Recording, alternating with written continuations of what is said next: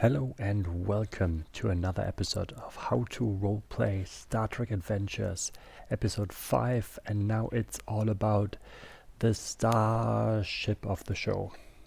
It's about starships. I did show in an early episode the stats of a starship, or like the core stats rather. Here is a character sheet kind of thing, but for starships, a starship registry entry it's called here. For a Constellation class starship, the USS Invincible 2, you notice there are stats similar to a character, now called not attributes but systems, and instead of disciplines we've got departments, but other than that it looks fairly similar. We've got talents, weapons, and so on and so forth. As just a small comparison, this is a tactical operation constellation ship. I can send out constellation ships with different types of mission profiles, and this will have an effect on their stats. The systems are all the same because they are given by the space frame constellation class, while the departments and talents might differ significantly due to the choice of mission profile.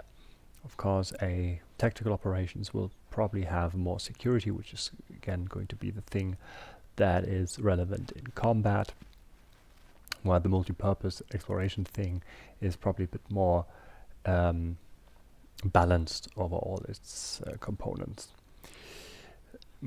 Just to compare this to a different space frame, here is a Galaxy class multipurpose exploration. You do see similarities in department and talents, especially the two systems, or there's two talents, redundant systems and secondary reactor are available in both.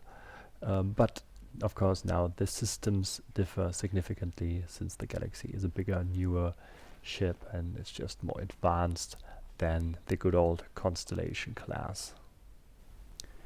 The method of combining systems and or space frames and mission profiles, adding talents afterwards, is a very nice and easy way to come up with you create your own ships. You can even go further once you have a feel for it. You could of course define your own space frames and mission profiles. You can even skip all that and try to come up with something that seems reasonable if you compare to other ship types. There are also of course non-Federation ships in the core rules, but there are no construction guides on how to create Klingon or Romulan ships. But just to give you an example, if I wanted to create a Firefly type transporter called the Serenity, I could do so by thinking about what systems the Serenity probably has and how strong it is in the different categories. It should have good engines and decent sensors. It really doesn't need any weapons whatsoever, so I can skip on that out a bit. And then if I think about the departments, I realize that my transporter probably doesn't have a huge crew. I don't have really security or scientists running around, only a small medical facility, but I mean the engines and the engineering is really pretty much up to the task. So in order to get this more into the line of Star Trek Adventures, I've added the talents that I thought were reasonable, and since the Serenity is supposed to have two runabout size shuttles, I added large cargo bays. I also came up with the talent large cargo bays and smuggle compartments, which don't exist in the game, but you can easily think about what they're good for.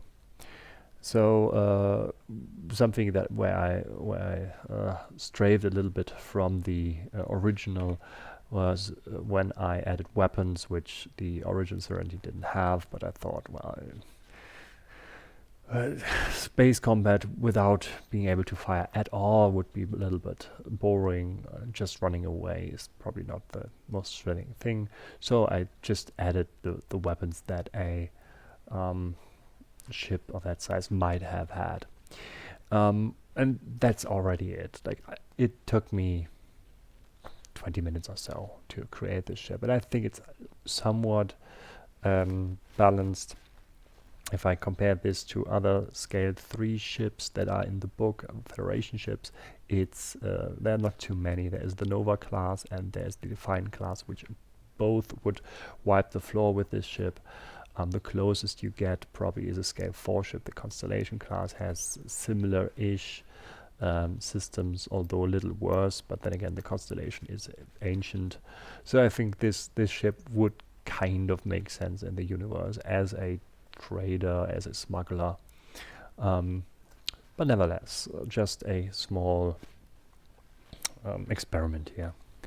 Now let's have a look at the entries on our ships. We've got the systems, which are basically the same as our attributes for the characters, although of course the focus here is different. For a ship, it totally makes sense to have an attribute engines. I don't really want an attribute called legs for my character. So here things are different. For the most part, I'd say the systems, their specific functions is relatively self-explanatory, although I must say that I feel like there is a bit of an overlap. Communications, computers and sensors especially.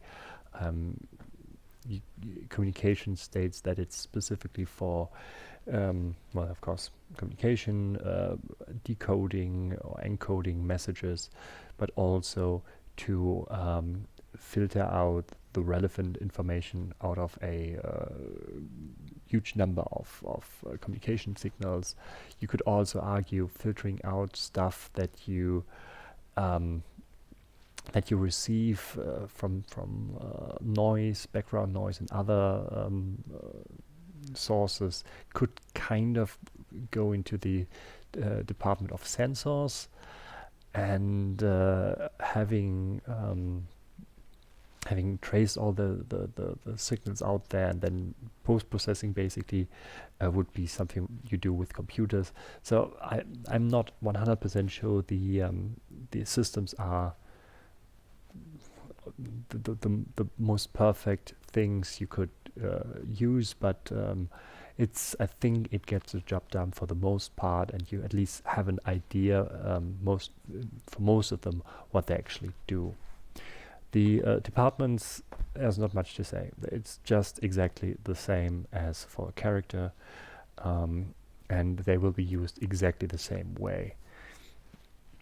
Now, the stats, talents, and weapons are again just the same as for characters, although of course a ship has different other talents than a character. I don't hope to see a character that has sorcerer separation as its talent.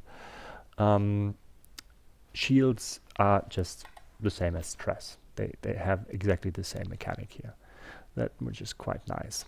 The only things that really differ, besides the systems attributes have a different function, are scale, power, and crew support. Scale defines how big the ship is, and this impacts immediately your ship's resistance to damage, as well as the damage it causes on other ships. It's a very important factor. Power, we'll talk about this in a moment, is relevant to, well, get certain actions done, and crew support determines the crew that mans your ship, which is also given basically by the scale of the ship. So how do I use these ship systems and departments now to make anything happen? After all, I would expect pretty much any test to be done, any check to be done by crew members. Like if I wanted to fire at an enemy ship, I expect the tactical officer to roll on their skill. But I also kind of want the ship to have some impact on whatever action I do. So here's how it's done. I actually do roll with my characters, attributes, and disciplines, ignoring focuses right now. Let's say the job is to scan for life forms. The GM says it's going to be reason plus science, and the difficulty is 1 because there are some interferences. So my character, let's call him Joran again, rolls, gets a 10 and 19. His reason plus science is 15, so he has 1 success, which is just enough. With this, the GM would probably say something, yeah, you found life signs, so there are people still alive, but you can't really make out where they are. But that's not all. There's also the ship, and the ship is a crewman's best friend, and as such, the ship will also roll. It will just do an assist. And with what am I going to roll? Well, that's quite obvious in this case. I'm going to use sensors and also science. The department will probably be the same as the discipline that the character rolled. And yeah, the system is just chosen according to the task. So my ship does an assist with sensors and science and rolls, let's say, 14 and 4. And the sum of sensors and science is 12, so I get 1 more success, which means I get some more information here. A few more points to ship actions.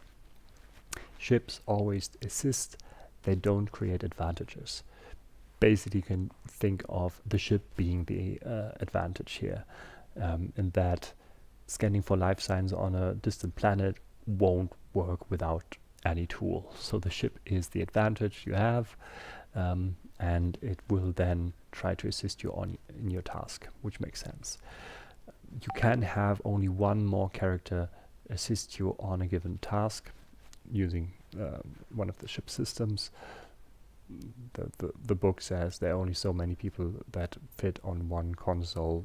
Of course, it is more of a balancing thing also. I don't think this is very often relevant. For the most part, I guess every console is met by just 1 crewman, but you do see every now and then, and especially in TNG, that someone steps to a console and helps out a character, so I think they just wanted that to be covered here. Furthermore, ships don't have focuses, which is here they added a kind of new mechanic. Focuses, I agree, would have been a bit awkward to define that each ship is specialized in so narrow a thing as, like, I don't know, phaser blast or whatever. So instead, you have the same result as if you had a focus whenever you roll below your department score. If we go back to the example, the previous example, had our ship rolled a 3 instead of a 4, it would have scored 2 successes because it had rolled equal or below its science department. So basically you don't have to define focuses, it just depends on departments, but it's also not quite as powerful as focuses, since it only works in a smaller number of the successes. Now let's talk about one of the new stats, power. Power is given at the start of each scene by the ship's engine system. That is the amount of power you start the scene with. You can do the internal system action, which means the action that a character who is at the internal system console, you could call it engineering, that character can do this specific action here and generate more power. I'm not going to give you a full list of actions that each bridge crew member can do on their respective console. There are quite a few of them. It makes most sense that the player of the individual roles or consoles check out their actions, their tasks, and try to understand them. So what do we need power for? Well, some actions require power. Here's just a list of them. Some of them you would have figured out on your own, like full impulse, where okay, going to warp, obviously. There are some other ones, regenerate your shields, for instance. But another very important thing here that also needs energy is firing your energy weapons, i.e. your phasers, your disruptors. They use up energy. They can even use up more energy than absolutely required for some extra damage. So that means during a scene you can easily, on a scene probably it's going to be a combat encounter, otherwise the power management is not very relevant. So you will probably run out of power, or at least low on power, which will require you to generate new energy, which can have side effects and so on and so forth. So the power management can be very interesting, since different roles, different consoles use power. So you probably want someone to be in charge over the power management and determining how much power every character is allowed to use before, well, you run out of it. I would want to briefly talk about momentum in Starship encounters. It has pretty much all the same uses than it has for individual characters, but there are a bunch of actions that crew members can do that kind of require, or at least strongly benefit from using extra momentum there. Most notably power management and regenerate shields to increase your power and to regenerate your shields. Very obviously, they do a little bit without adding any momentum, but if you add momentum, they just become way more powerful. So that means you have basically more uses for momentum, or more a greater drain on your team's, your party's momentum. But that is okay, because your momentum is usually generated faster while on a ship. This is because every single action you do is assisted by someone. The ship is always assisting you, which is likely to generate more net results, net successes, which then generates more momentum. So even though the mechanics don't really change during ship encounters, you're more likely to have a bigger momentum pool than in a away team combat encounter, but you also have more stuff to pay for. Talking about combat, I'd say there is not really much to say here. We've covered combat in our previous episode, and there are only minor changes here. One thing is ships have a very high resistance. I think they went for a long space battles. If you think about space battles in TNG, they last quite a while. Often, most of the episode is just one fight, which they kind of recreate here well. I'd say shields the same as stress in for characters. I already said this. Now, where basically the main difference to combats between characters is you don't have injuries. As a reminder, 5 or more points of stress, or repleting someone's full stress track means the character gets injured, and injured means basically out of combat and threatened by death, really. Breaches work differently. Breaches reduce the efficiency of a system. They are system specific. You can even target specific systems, as they do in Star Trek all the time. Aim for weapons, aim for engines, whatever.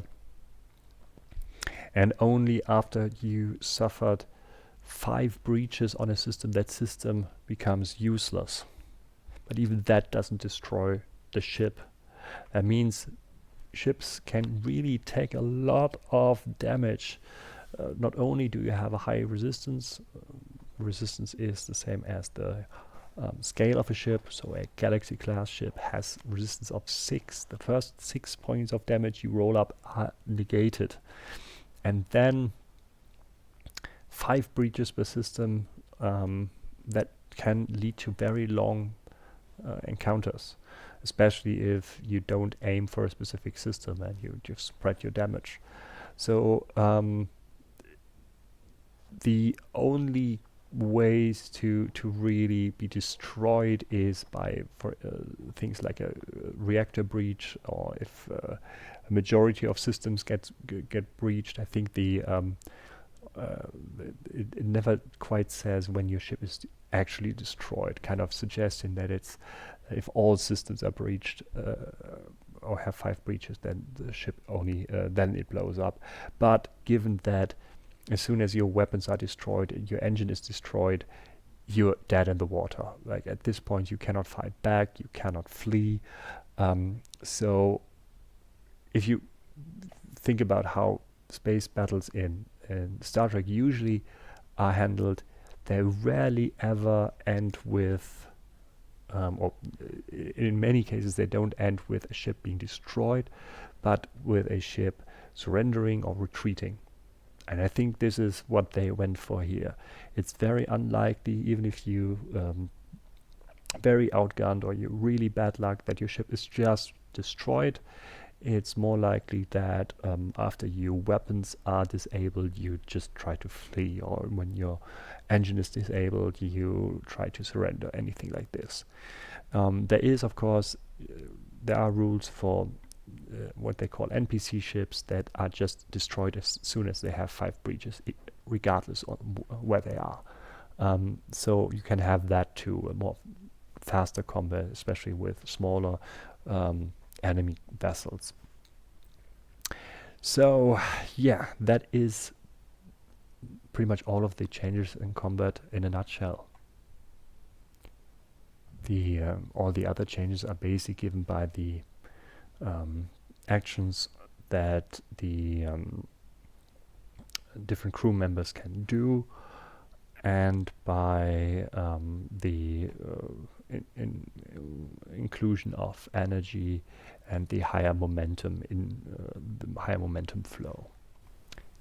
Let's run an example on space combat, just one turn. It's long enough already. So Helm starts the encounter, has the highest daring of the crew, and decides to use 1 power to do an evasive action which reduces the chances of the enemy to hit this ship.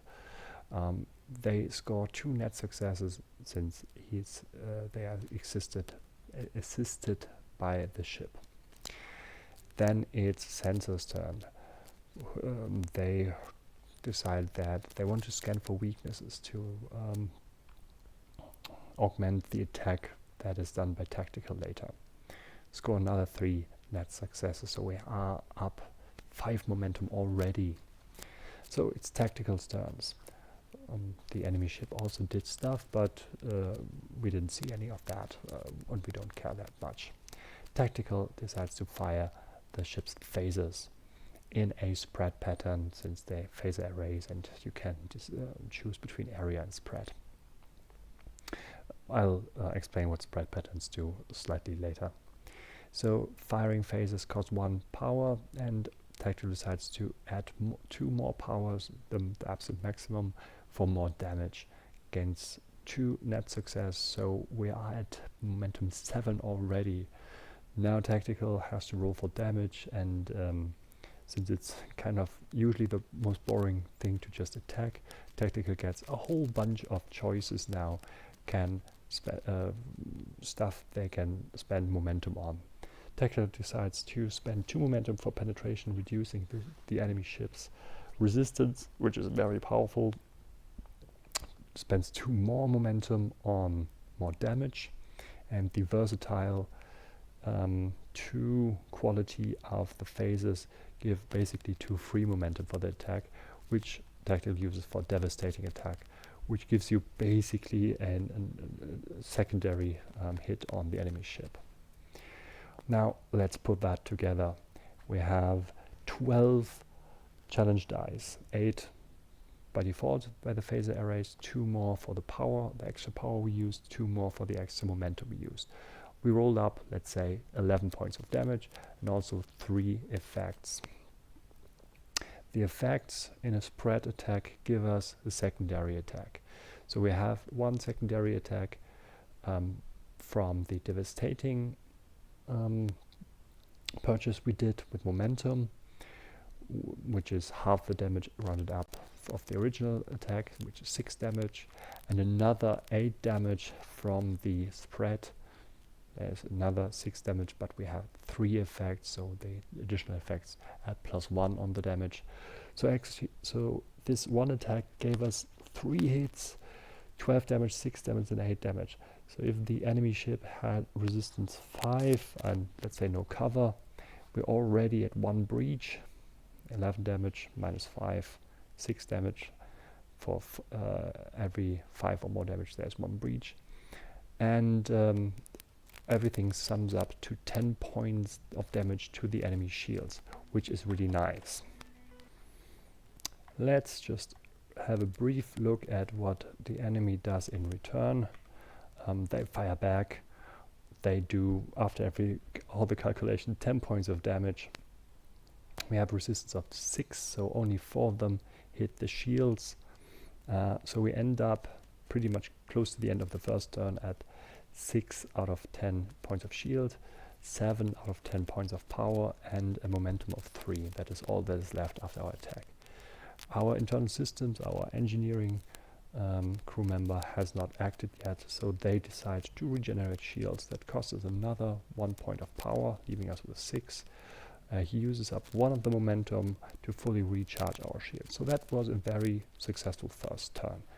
But you can see that this is probably a lengthy progress that will take quite some time. Now, that's it basically. That's all I have to say about Starship rules in Star Trek Adventures. Reason for this shorter video is we've covered most of the mechanics already when we covered the basic rule how to roll and how combat works and all the aspects you need to understand before you can do combat. Really, there's not much new here besides power, besides the different attributes of ships and scale. Of course, as I said, the different new actions that the crew members can do as part of the bridge. The probably one of the takeaways here is that combat with a ship takes more time, is a little bit more deliberate, and definitely a huge team effort compared to any ground combat you do. It might be a little bit daunting because of the size of it, because of the duration of it, and also, as you saw from the example, it is quite a bit of resource management, right?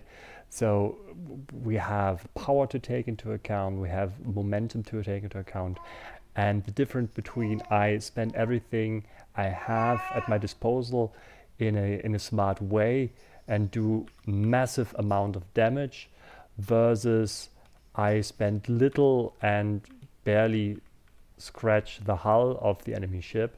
That is a major difference, and that makes all the difference in space combat, and again shows how much teamwork is rewarded here over everyone just does his own thing here. So I do hope you enjoyed the series. I hope you got some information about the game that would help you enjoy it. I hope you'll give it a try. Could tell me in the comments your experiences. I might much later post a video with a little bit of discussion, maybe a few more examples here and there. But for now, that's it for how to roleplay Star Trek Adventures. Hope to see you again in some other video series. Until then, goodbye.